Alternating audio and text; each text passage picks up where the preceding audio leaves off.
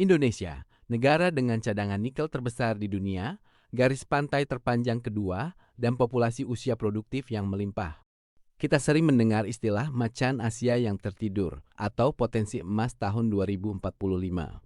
Tapi jujur saja, sudah berapa dekade kita terjebak dalam status middle income trap atau jebakan pendapatan menengah?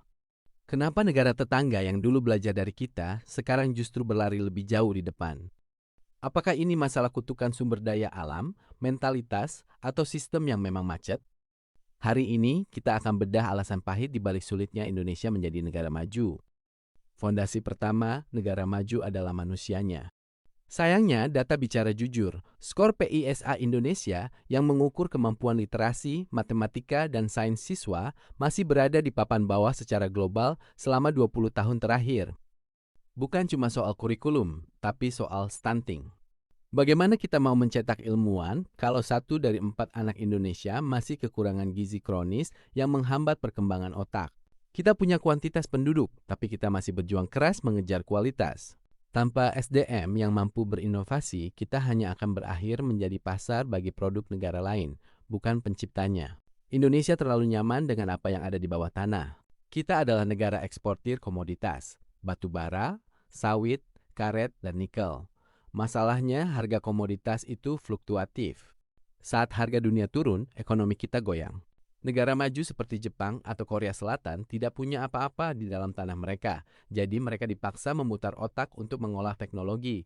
Sementara kita terlalu lama terlena menjual bahan mentah tanpa industrialisasi yang kuat. Kita menjual tanah air kita secara harfiah, lalu membeli kembali produk jadinya dengan harga 10 kali lipat. Mari bicara soal cost of doing business. Kenapa investor sering lebih memilih Vietnam atau Thailand?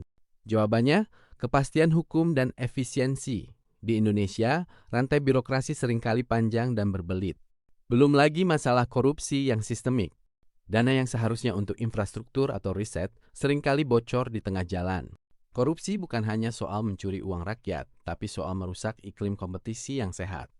Kalau orang dalam lebih berkuasa daripada inovasi, maka kemajuan hanyalah mimpi di siang bolong. Membangun negara kepulauan itu mahal. Biaya logistik di Indonesia adalah salah satu yang tertinggi di Asia Tenggara. Mengirim barang dari Jakarta ke Papua seringkali lebih mahal daripada mengirim barang dari Jakarta ke Singapura atau Tiongkok. Meski infrastruktur dikebut dalam 1 dekade terakhir, ketimpangan antara Jawa dan luar Jawa masih nyata. Negara maju butuh konektivitas yang efisien agar ekonomi bisa berputar cepat hingga ke pelosok, bukan hanya berpusat di satu pulau. Jadi, apakah Indonesia mustahil menjadi negara maju? Jawabannya, tidak. Kita punya modalnya. Hilirisasi industri mulai berjalan, infrastruktur mulai tersambung, dan generasi muda kita semakin melek teknologi.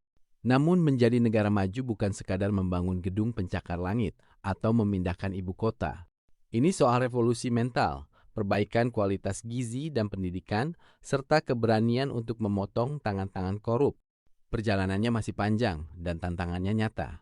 Tapi kalau bukan kita yang mulai menuntut perubahan, siapa lagi? Menurut kalian, apa hambatan terbesar Indonesia saat ini?